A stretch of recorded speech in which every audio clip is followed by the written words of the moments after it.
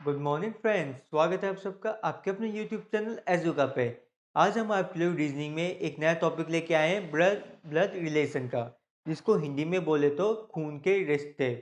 वैसे तो टॉपिक का नाम हमारे खून के रिश्ते है, पर जो एग्जाम में क्वेश्चन आते हैं वो ना कि सिर्फ ब्लड रिलेशंस पे आते हैं, खून के रिश्तों पे आते हैं, बल्कि उन रिश्तों पे भी आते हैं जो आप अपने जीवन में बनाते हो, जैसे कि वाइफ और हस्बैंड का रिलेशन, आपके father in law, brother in law, sister in law. इन सब से भी जुड़े बड़े काफ़ी सारे क्वेश्चन आते हैं, जिसमें अक्सर बच्चे कंफ्यूज हो जाते हैं। जो टॉपिक है बहुत ही ज़्यादा आसान, बहुत ही ज़्यादा स्कोरिंग है। अगर आप अपनी अप्रोच सही रखो तो ये टॉपिक से आने वाले कोई भी क्वेश्चन आप बड़ी आसानी से बड़ी जल्दी कर सकते हैं। इसलिए हम इस वीडियो में जो फोकस रखेंगे अपना, वो अप्रोच पे रखेंगे, कैसे क्वेश्चन को अप्रोच करनी है। इसलिए ब्लड रिलेशन के अप्रोच को समझने के लिए इस वीडियो को आखिरी तक देखें।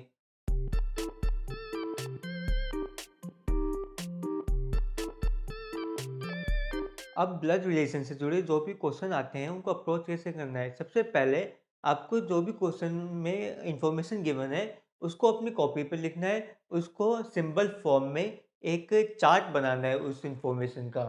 और वो कैसे करना है, उसके लिए सबसे पहले आप सर्कल और स्क्वायर्स का यूज़ करेंगे।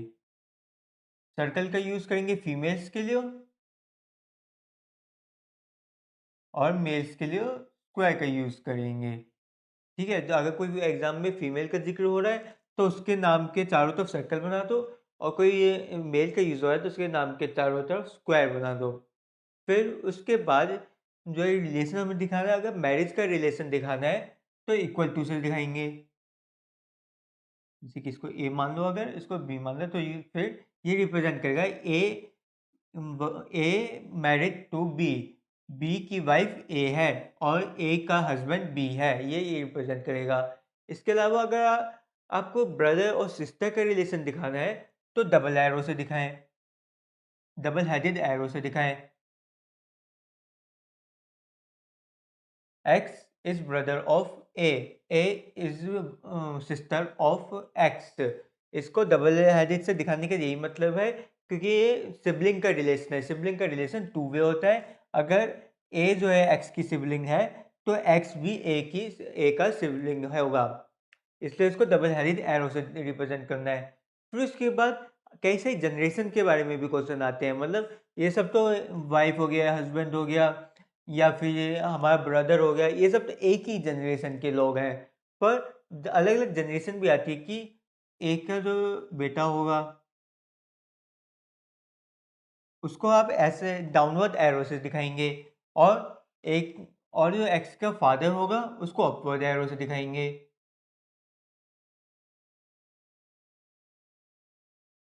ठीक है ना।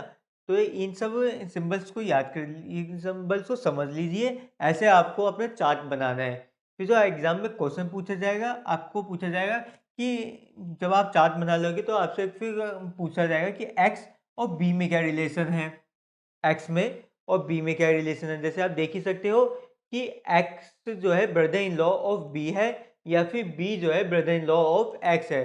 क्यों? क्योंकि जो ब्रदर इन लॉ का होता है, इंग्लिश में जो ब्रदर इन लॉ बोलते हैं, वो हस्बैंड के भाई को भी कहते हैं और वाइफ के भाई को भी ब्रदर इन लॉ ही कहते हैं। ऐसे जो फादर इन लॉ होता है वो हस्बैंड के फादर को भी फादर इन लॉ बोलेंगे और वाइफ के फादर को भी फादर इन लॉ बोलेंगे। ठीक है। और अब दूसरी जो चीज़ आती है, कंफ्यूजन होती है, वो मैटरनल और पैटर्नल में आती है।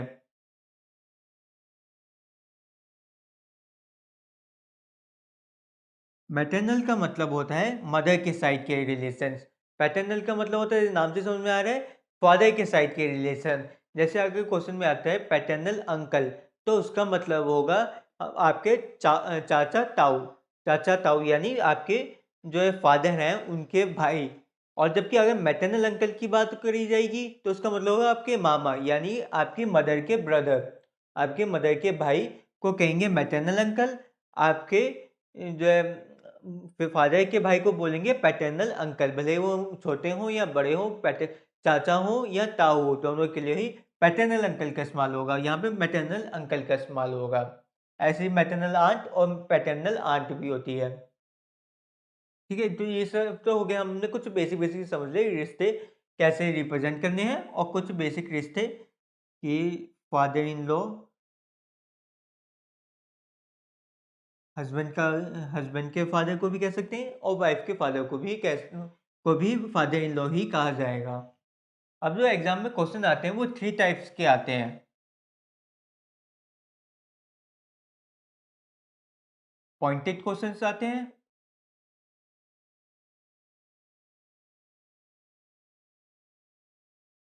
कोडेड रिलेशंस आते हैं और तीसरे कनेक्टिव रिलेशंस आते हैं। ये 3 टाइप के क्वेश्चंस आते हैं। आपको ये समझना ज़रूरी होता है कि जो एग्ज़ाम में किसी भी टॉपिक से जुड़े कैसे कौन से टाइप के क्वेश्चंस आते हैं। क्योंकि अगर आपको एक बार ये टाइप्स के समझ में आ गए तो फिर आप अपने दिमाग में चार्ट बना सकते हैं। आप ये जो है बहुत ही अच्छे से मेंटली प्रिपेयर हो सकते हैं कि एग्ज़ाम्स के लिए हो, कि आप समझ सकें कि ये इस टाइप का क्वेश्चन है, इस टाइप के क्वेश्चन जो मैं इस तरीके से सॉल्व करता हूँ। तो इस टाइप या फिर इस टाइप के क्वेश्चन में मुझे ये वाली प्रॉब्लम आ रही है, तो मैं इस टाइप की अगर मैं मान लो कोडिंग में प्रॉब्लम आ रही है तो मैं कोडित की ज़्यादा प्रैक्टिस करूँगा। कोडित क्वेश्चंस की ब्लड रिलेशन में भी स्पेसिफिकली कोडित टॉपिक की मैं ज़्यादा प्रैक्टिस करूँगा। या फिर कोडित के मैंने कोई फ़ॉर्मूला बना दिया है, कोडित को करने का ईज़ी फ़ॉर्मूला बना दिया है, तो मैं को वहाँ पे आइडेंटिफ़ाई करूँगा एग्ज़ाम में कौन-सा क्वेश्चन है ये और उसी हिसाब से वो फ़ॉर्मूला लगा दूँगा। ठीक है? तो ये तो हो गया हमारे टाइप्स ऑफ क्वेश्चन। अब हम कुछ क्वेश्चंस भी देख लेते हैं ब्लड रिलेशन से जुड़े। अब हमारे सामने एक क्वेश्चन आया है, ये जो है पॉइंटेड रिलेशंस के क्वेश्चन है। मतलब पॉइंटेड रिलेशंस का क्या मतलब हो गया कि जब आप किसी को पॉइंट करके बोलो, किसी की आप ऐसे बोलो कि दिस गर्ल, दैट वुमेन, उस वुमेन का भाई का चाचा तुम्हारा मामा लगता है। या फिर तुम ऐसे किसी को किसी भी स्ट्रेंजर के ऊपर पॉइंट करके बोलो तो उसको कहेंगे पॉइंटेड क्वेश्चंस। कोडेड क्वेश्चंस का मतलब होता है जब कोई भी सिंबल्स दे दिए जाएं आपको, जैसे कि एट द रेट, हैशटैग और इनसे जुड़े कुछ कंडीशंस देती जाए कि अगर A at the rate B का मतलब होगा ए जो है फादर है बी का, और ए हैशटैग बी का मतलब होगा ए जो है ब्रदर है बी का। फिर उसके बाद आपको एक कॉम्प्लेक्स इक्वेशन दे दी जाएगी और आपको कुछ रिलेशन पूछ लिए जाएंगे, पहली कड़ी का और आखिरी कड़ी का रिलेशन पूछ लिया जाएगा कि ए और ई में क्या रिलेशन है ये बताइए। ऐसे क्वेश्चन को कहते हैं कोडेड रिलेशन क्वेश्चन। फिर आता है हमारा कनेक्टेड रिलेशन के क्वेश्चन।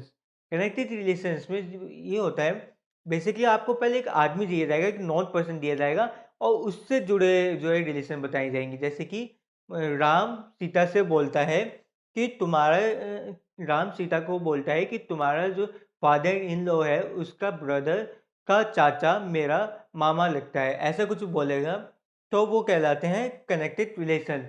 जब आप किसी नॉन पर्सन की बात करें, किसी को डायरेक्ट स्पीच में बात करें तो कहलाते हैं कनेक्टेड क्वेश्चन, और जब आप किसी स्ट्रेंजर को बात करें उसका तो फिर वो कहलाते हैं पॉइंटेड रिलेशंस के क्वेश्चन। ठीक है, तो अब हमारा पहले पॉइंटेड रिलेशन से हम शुरुआत कर रहे हैं और ये पहला हमारा क्वेश्चन भी पॉइंटेड रिलेशंस का ही है। तो क्या कहता है क्वेश्चन, ये पढ़ते हैं हम कि अरुण सेड टू मैसूम, अरुण ने मैसूम को कहा yesterday I met the son of my wife's father in law. कल मैं अपने कल मैं अपनी वाइफ के फादर इन लॉ के सन से मिला। कल मैं अपनी वाइफ के फादर इन लॉ के सन से मिला था। तो अब इसमें जो पूछा है relation between Arun and Arun and the man, जो जिस मैन से अरुण मिला था उसके बीच में और अरुण के बीच में क्या रिलेशन है ये बताना है हमें इस क्वेश्चन में। तो ठीक है, हम समझते हैं कि पहले तो बात करते हैं, अरुण को लिख देते हैं एक जगह, मैन को लिख देते हैं और समझते हैं। अरुण के पहले तो अरुण की वाइफ का फादर इन लॉ, तो अरुण की वाइफ का फादर इन लॉ कौन होता है, हस्बैंड का पिता। Father in law, sun of my wife father in law यानी फादर इन लॉ का सन। ठीक है, फादर इन लॉ का सन यानी कि अरुण का भी फादर और उसका सन, तो भी ये हो गए दोनों ब्रदर। जब ये आदमी, अगर मान लो ये एक्स है, ये अरुण का भी फादर है और उस मैन का भी फादर है, तो अरुण और ये मैन दोनों ब्रदर हुए ना, तो इसका आंसर होगा ब्रदर। अरुण और उस मैन के बीच में ब्रदर का रिलेशन है। Arun is the brother of that man. तो अब हम एक और क्वेश्चन देखते हैं। तो ये अब ये दूसरा क्वेश्चन आया हमारे सामने। Pointing towards a man, Manisha said he is the youngest son of my father in law's only son. क्या मतलब हुआ कि एक आदमी की ओर पॉइंट करते हुए मनीषा ने बोला कि वो यंगेस्ट सन है मेरे फादर इन लॉ के ओनली सन का। मतलब इसके फादर इन लॉ का ओनली वन सन है और उसका भी यंगेस्ट सन वो आदमी है जिसके बारे में बात करी गई है। तो इसमें हम शुरुआत कैसे करेंगे? पहले मनीषा से ही शुरुआत करते हैं, क्योंकि हमें फादर इन लॉ भी बताया गया कि वो मनीषा का ही है, और इसलिए हम जो हमारे पास ज़्यादातर इंफॉर्मेशन प्रोवाइडेड है वो मनीषा के बारे में है, इसलिए शुरुआत हम मनीषा से करते हैं। अब समझने की बात ये है कि हमें मनीषा का जेंडर नहीं गिवन है, इसलिए ना ही हम इसको सर्कल करेंगे, ना ही हम इसको जो है स्क्वायर में डालेंगे। अभी इसका जेंडर हमें पता नहीं है, इसको हम बेनिफिट ऑफ डाउट दे देंगे। तो मनीषा का फादर इन लॉ कौन हुआ? मनीषा के स्पोज का, यानी उसके पार्टनर का, जो कि हस्बैंड भी हो सकता है, वाइफ भी हो सकता है, क्योंकि हमें उसका भी जेंडर नहीं पता है अभी। मनीषा के स्पोज का फादर। अभी इसको रेक्टेंगल से हम डिनोट कर देते हैं, इसको ट्रायंगल से डिनोट कर देते हैं, क्योंकि इसको ये नहीं पता हमें ना मेल है या फिर ये फीमेल है। अच्छा, एक बात समझ लीजिए, जो एग्जाम में जितने भी क्वेश्चंस आते हैं आपके ब्लड रिलेशन के, वो इस अजम्पशन पे आते हैं कि सोसाइटी एक नॉर्मल सोसाइटी है। अर्थात नॉर्मल सोसाइटी का क्या मतलब है? ना ही तो इसमें कोई पॉलीगैमी हो रही है, ना ही इसमें कोई गे मैरिजेस हो रही है, और ना ही इसमें कोई ट्रांसजेंडर है। अरे समझ रहे हो, मैं बात बोलता हूँ कि सोसाइटी नॉर्मल सोसाइटी है, ना ही इसमें कोई गे मैरिजेस अलाउड है, ना ही इसमें कोई पॉलीगैमी अलाउड है, और ना ही कोई ट्रांसजेंडर यानी थर्ड जेंडर है। सिर्फ मेल और फीमेल ही जेंडर है, कोई भी थर्ड जेंडर नहीं है। इस अजम्पशन पे ये एग्जाम में जितने भी क्वेश्चन आएंगे, इन तीन अजम्पशन के बेस पे ही क्वेश्चन आते हैं आपके। तो फिर से शुरू करते हैं हम क्वेश्चन कि मनीषा का फादर इन लॉ का ओनली सन, योगेश का फादर इन लॉ और इसका ओनली सन। अब यहाँ पे थोड़ी कंफ्यूजन है। क्यों कंफ्यूजन है?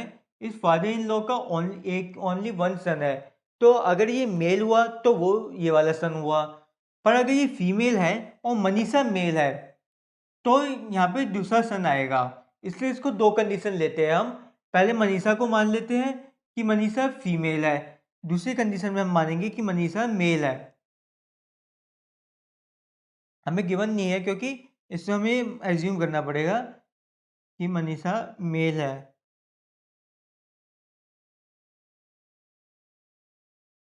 अगर मनीषा मेल है तो ये फीमेल होगा, इसकी पत्नी फीमेल होगी, और उसके फादर इन लॉ का एक और सन होगा, एक और उसका चाइल्ड होगा जो कि मेल होगा। जबकि इस केस में जो है मनीषा फीमेल है, उसका हस्बैंड मेल होगा, उसका स्पोज उसके हस्बैंड होगा, और फादर इन लॉ का एक ही सन था, तो फिर यही वो सन होगा। अब हमें क्वेश्चन में क्या गिवन है? Youngest son of my father in law's only son. Father in law का जो सन है, यानी ये और ये, इसका यंगेस्ट सन। ठीक है, तो यहाँ पे तो हमारे पास दो केसेस आए हैं, इसके दो आंसर होंगे, इस क्वेश्चन के दो आंसर होंगे। पहले आंसर में तो हम, अच्छा हमसे पहले पूछा क्या है, किसके बीच में रिलेशन पूछा गया है? हमें मनीषा और यंग सन के फादर, मनीषा और इसके फादर के बीच में हमसे क्वेश्चन पूछा गया है। ये मैंने जिसके ऊपर पॉइंट किया गया था, मनीषा और इस मैन के फादर के बीच में रिलेशन पूछा गया है। तो पहले केस में तो ये मनीषा जो है वाइफ हो गई, दूसरे केस में मनीषा सिस्टर इन लॉ हो गई। ठीक है, तो इसके दो आंसर होंगे। पहले केस में वाइफ हो गई, दूसरे केस में जो है सिस्टर इन लॉ हो गई। पर अगर अब इस ऐसे केस में जब दो आंसर आते हैं तो आपको ऑप्शंस देखने पड़ते हैं। अगर ऑप्शन में सिर्फ अगर ऑप्शन में सिर्फ वाइफ गिवन है तो आप वाइफ करके आ जाएंगे, या फिर ऑप्शन में सिर्फ सिस्टर इन लॉ गिवन है तो आप सिस्टर इन लॉ पे टिक करके आ जाएंगे। पर अगर ऑप्शन में दोनों ही गिवन है, वाइफ भी गिवन है और सिस्टर इन लॉ भी गिवन है, साथ में थर्ड ऑप्शन गिवन है कांट बी डिटरमाइंड, तो आप कांट बी डिटरमाइंड पे क्लिक करके आएंगे। क्यों? क्योंकि हमें मोस्ट अप्रोप्रिएट आंसर ढूंढना होता है, और जो कि इसका आंसर दोनों हो सकते हैं, तो हम डिटरमाइन नहीं कर सकते दोनों में से कौन सा सही है। इसलिए अगर कांट बी डिटरमाइन का ऑप्शन आया तो हम कांट बी डिटरमाइन पे क्लिक करके आएंगे। ठीक है ना? अच्छा, अब एक और बात समझने की है कि बच्चे अक्सर कंफ्यूज हो जाते हैं कि वो पूरा चार्ट बना देते हैं, अच्छे से सबका एक दूसरे से रिलेशन समझ लेते हैं, ये समझ लेते हैं कौन मेल है कौन फीमेल है, पर वो क्वेश्चन को नहीं समझ पाते हैं। क्वेश्चन में वो ये नहीं समझ पाते वो किसका रिलेशन पूछा गया है। मेरा मतलब कि जो भी रिलेशन होते हैं वो टू वे होते हैं। अगर मनीषा इसकी सिस्टर इन लॉ है, तो ये भी तो मनीषा का ब्रदर इन लॉ हुआ। तो अगर एग्जाम में पूछा जाए relation between Manisha and this man, तो आप कंफ्यूज हो जाएंगे कि जो है किसके बिहाफ पे पूछा गया है क्वेश्चन में। मनीषा के बिहाफ पे पूछा गया है कि मनीषा कौन है इसकी, तो फिर हमारा आंसर होगा कि मनीषा सिस्टर इन लॉ है। पर अगर इस मैन के फादर के बिहाफ पे पूछा गया है कि ये मैन का फादर कौन लगता है मनीषा का, तो इसका आंसर होगा ब्रदर इन लॉ। इस प्रॉब्लम को सॉल्व करने के लिए हमने एक जो है ट्रिक बनाई है, जैसे इसमें लिखा है,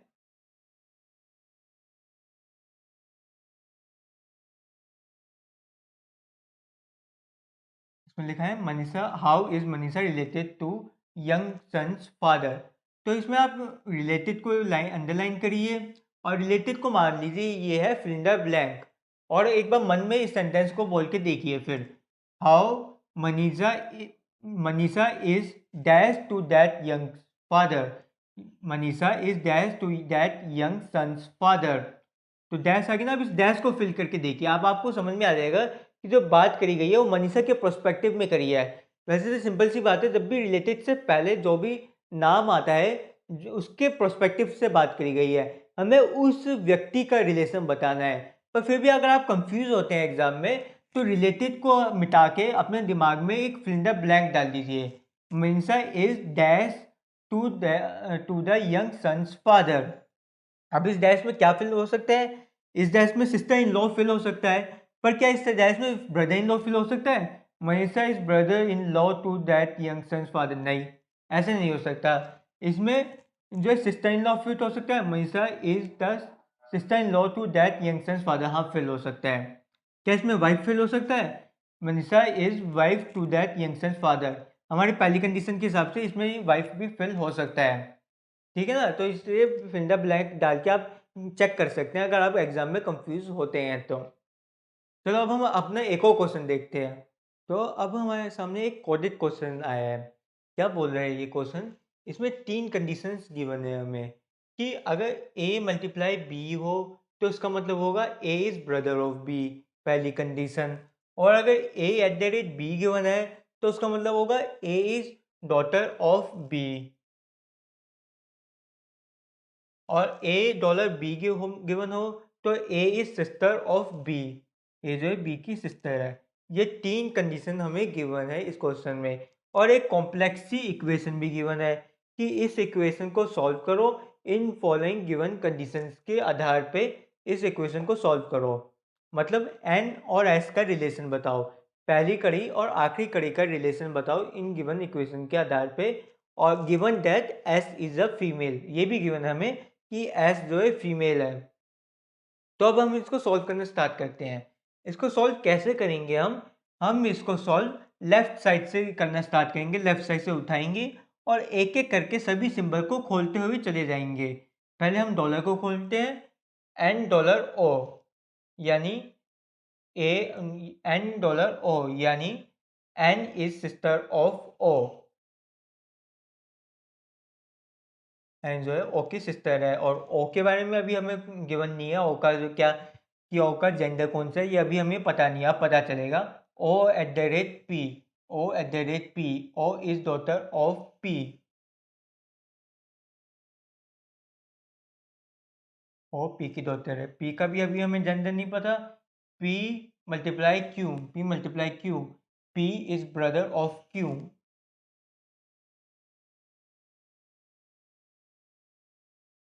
पी क्यू का ब्रदर है। और फिर Q, Q dollar R, Q dollar R, यानी कि Q is sister of R. R multiply S, R is brother of S.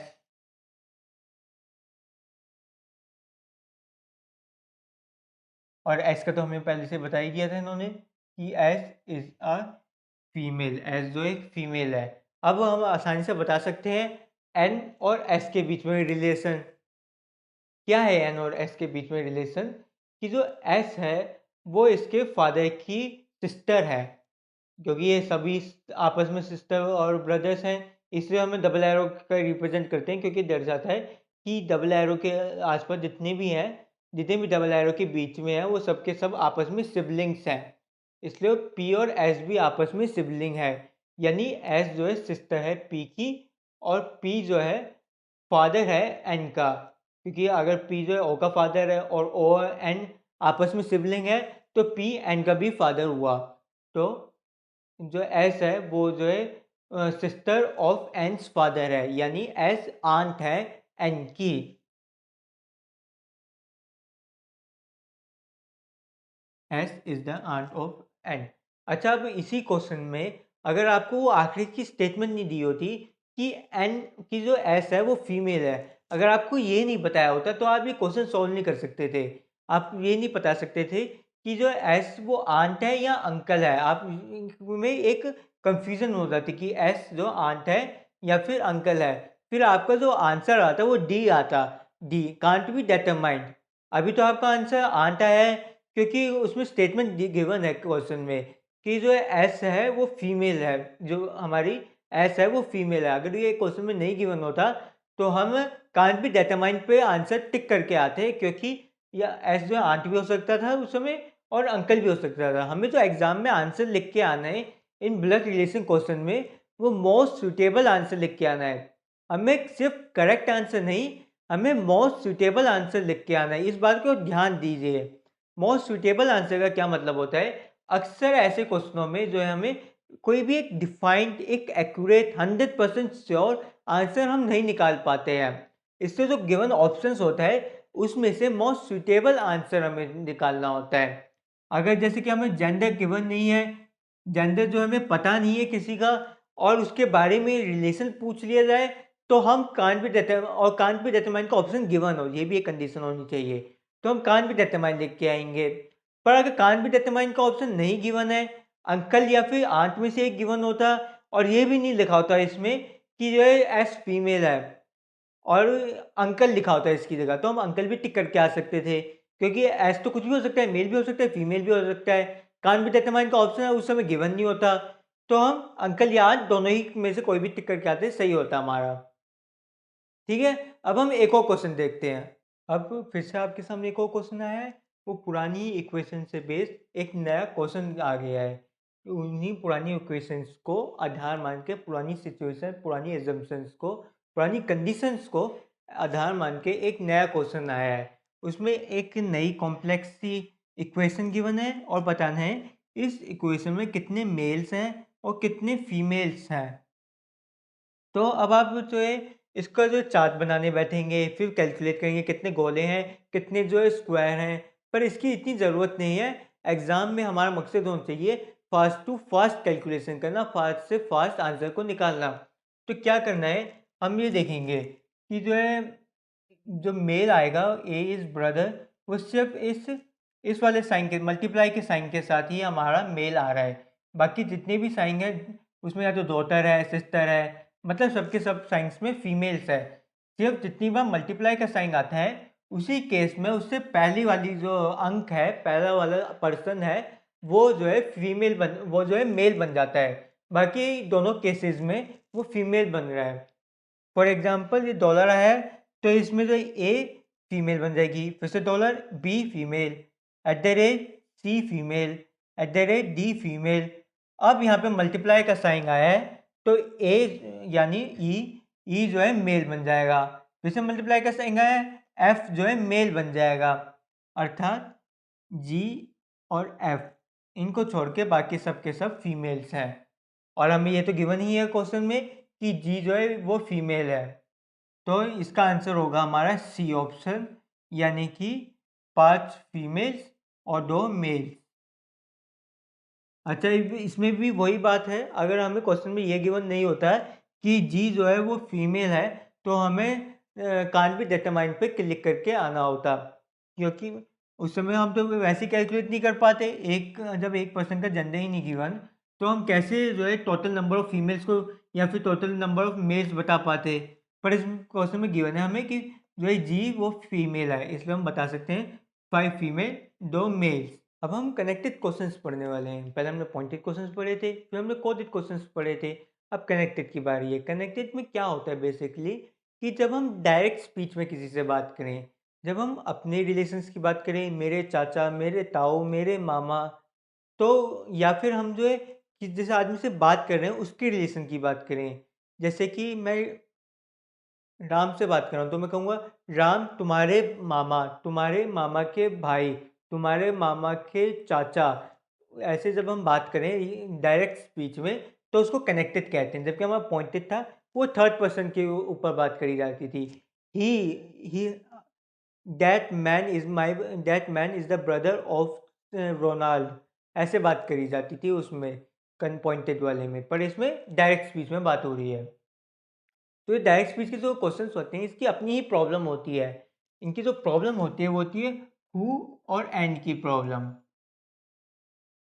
ये इंग्लिश की प्रॉब्लम होती है समझने में क्वेश्चन को, कि जो हम ये नहीं समझ पाते हैं अक्सर, जो हु इस्तेमाल किया गया है वो किस पर्सन के लिए इस्तेमाल किया गया है, और जो एंड के बाद का जो सेंटेंस इंफॉर्मेशन गिवन है वो किसके बारे में गिवन है। हमें एंड के बाद जो इंफॉर्मेशन गिवन होगी वो किसके ऊपर इंफॉर्मेशन गिवन है।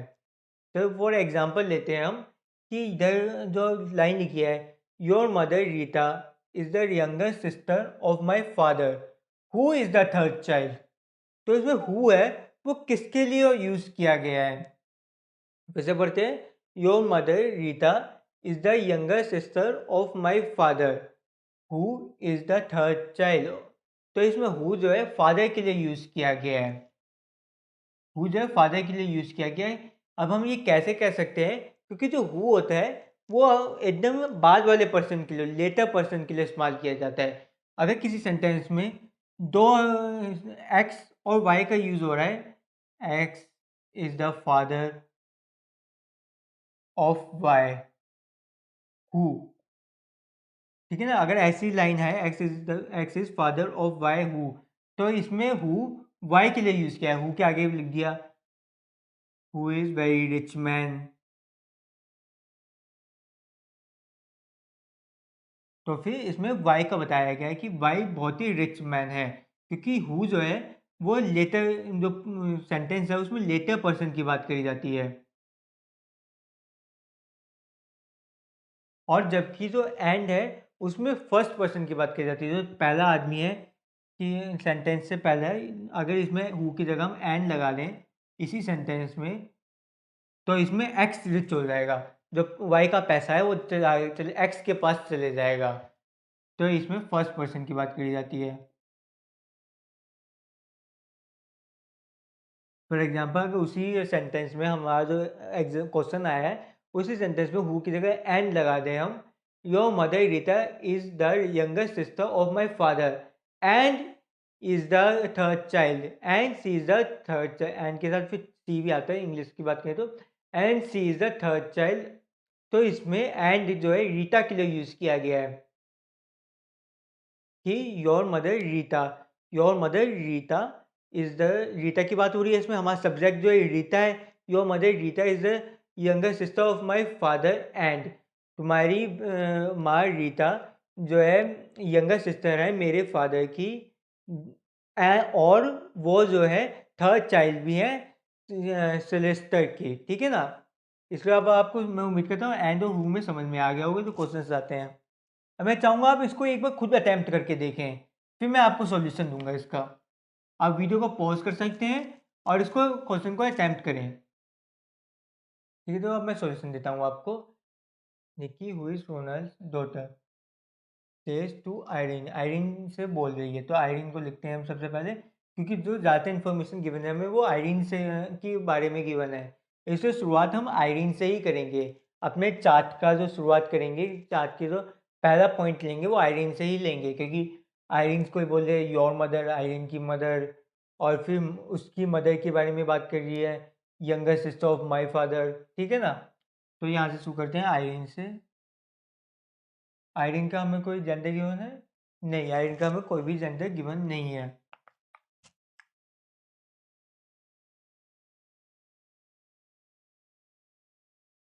आयरन की मदर रीता है, is the youngest sister of my father, वो किसी की सिस्टर है, किसी मेल की, और वो जो है निक्की का फादर है, क्योंकि निक्की अपने बारे में निक्की बात कर रही है, माई फादर, और निक्की का फादर हमें पहले ही गिवन है, रोनाल्ड है, ठीक है ना। और निक्की का जेंडर गिवन है हमें नहीं। Your mother is the sister of my father who यानी रोनाल्ड की बात करी गई है, who is third child of Sylvester, यानी कि रोनाल्ड के पिता का नाम सिल्वेस्टर है।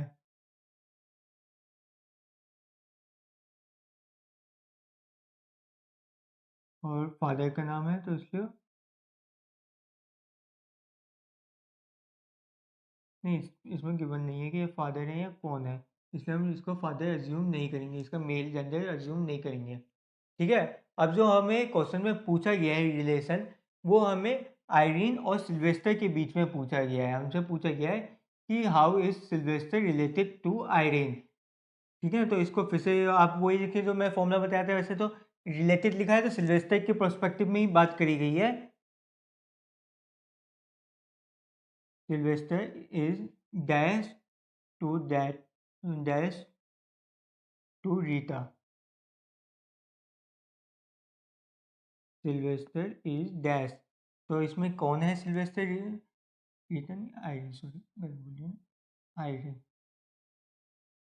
तो सिल्वेस्टर आयरीन का क्या लगता है, देखिए, ये सिल्वेस्टर का बेटा जो है हमारे, सिल्वेस्टर की बेटी होगी रीता, रीता की बेटी होगी आयरीन, तो फिर सिल्वेस्टर लगेगा इसका ग्रैंड फादर, यानी जो हमारा ऑप्शन गिवन है सी, ग्रैंड फादर।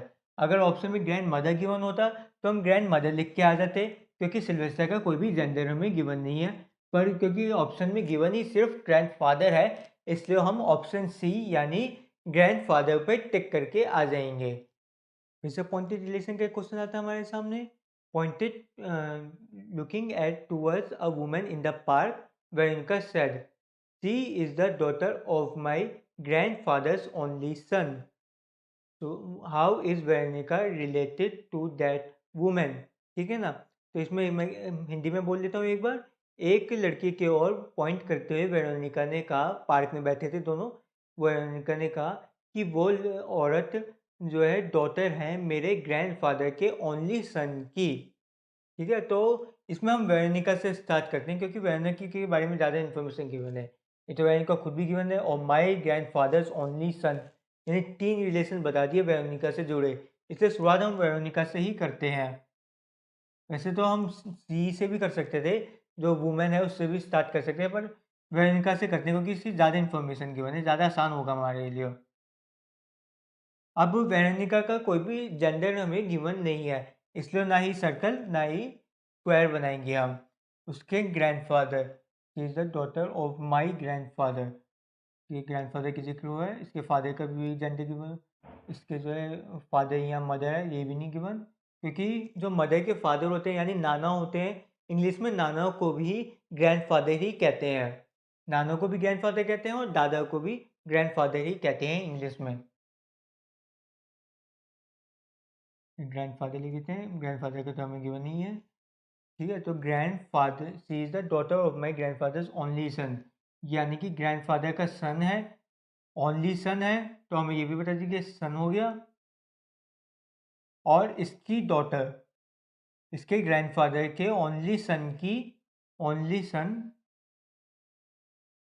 की डॉटर, तो इसकी डॉटर या तो ये खुद भी होगी या फिर एक और होगी, क्योंकि ये दोनों पर्सन सेम नहीं हो सकते, क्योंकि ये किसी के और पॉइंटेड करके आंसर दे रही है, किसी पर्सन को पॉइंट कर रही है। इसमें साफ साफ दिखा है कि वो पार्क में बैठे हैं और वो पार्क में किसी लेडी की ओर पॉइंट करते हुए ये स्टेटमेंट उसने दी है, यानी कि ये वो लड़की और वेरोनिका दोनों सेम पर्सन नहीं हो सकते हैं। इसका यही की अर्थ हो सकता है, ये जो ओनली सन है इसकी दो डॉटर हैं, एक वेरोनिका और एक वो वुमेन जिसकी हमें बात करी गई है, एक वो वुमेन जिसकी हमें बात करी गई है। तो इसमें वेरोनिका और वो वुमेन क्या हुए, ये दोनों आपस में सिस्टर हो गए। इनमें डबल हेडेड एरो से सिबलिंग का रिलेशन आता है। ठीक है ना, अब अगला क्वेश्चन देखते हैं। अब हमारे लिए लास्ट क्वेश्चन भी आ गया है ब्लैक बोर्ड पे, तो हम इसको सॉल्व करते हैं। तो ये क्या कह रहा है ये क्वेश्चन कि looking at the photograph looking at a photograph of a man women said, एक आदमी की फोटोग्राफ को देखते हुए वुमेन ने कहा, कुछ कहा उसने, देखते हैं क्या कहा। His brother's father is the only son of my grandfather's. ठीक है, तो इसको हिंदी में मैं बोल के बताता हूँ कि उस आदमी का जो ब्रदर का फादर है, उस आदमी के ब्रदर का जो फादर है वो ओनली सन है मेरे ग्रैंडफादर का। ठीक है, ओनली सन है मेरे ग्रैंडफादर का। और फिर क्वेश्चन में पूछा है how women is related to that man, women is related to that man. तो इसमें वही करेंगे, रिलेटेड से की जगह ब्लैंक लगा दिया, women is dash to that man. या फिर जो हमें रिलेट, ये तो पता ही है, रिलेटेड से पहले जो नाम आता है, पर्सन आता है, उसके प्रोस्पेक्टिव में हमें बताना है रिलेशन, उसको बताना है कि उसका क्या रिलेशन हो सकता है। जैसे वुमेन है तो इसलिए मदर हो सकती है, सिस्टर हो सकती है, वाइफ हो सकती है। Women is the wife, mother, sister, कुछ भी हो सकती है, उसका रिलेशन कुछ भी हो सकता है उस मैन के साथ। तो इसको हम सॉल्व करते हैं। अब जो है हमें काफ़ी सारी इन्फॉर्मेशन उस मैन के बारे में गिवन है, तो मैन से स्टार्ट करते हैं। वुमेन से भी कर सकते हैं, एक ही बात है, पर मैन से इजी रहेगा हमें। जो है मैन का एक ब्रदर है और उस ब्रदर का एक फादर है। सीधा बोल देते हैं मैन का फादर है, पर चलो कंफ्यूज करना है जब भी तो बच्चे कंफ्यूज होंगे, अगर ऐसे उल्टे सीधे लिखेंगे जब तो होंगे बच्चे कंफ्यूज। हिज ब्रदर्स फादर, ये जो है ये आदमी ब्रदर्स फादर ओनली सन है इसके ग्रैंडफादर का। ये ग्रैंडफादर जो है वुमेन का भी है और इस मैन का भी ग्रैंडफादर ही बन जाता है इस रिलेशन के हिसाब से। इस मैन का भी ग्रैंडफादर है और उस वुमेन का भी ग्रैंडफादर है। तो अब इसमें दो कंडीशंस हो सकती हैं, क्योंकि ग्रैंडफादर जो है दो तरीके के होते हैं, एक तो नाना होता है और एक तो नाना होते हैं और दूसरे हमारे दादा होते हैं। तो इसमें मान लेते हैं कि ये जो है दादा है इसके, यानी कि यहाँ पे ही ये वुमेन आ जाएगी, वुमेन के फादर हैं ये वाले ग्रैंडफादर। दूसरे केस में हम मान लेते हैं ये नाना है,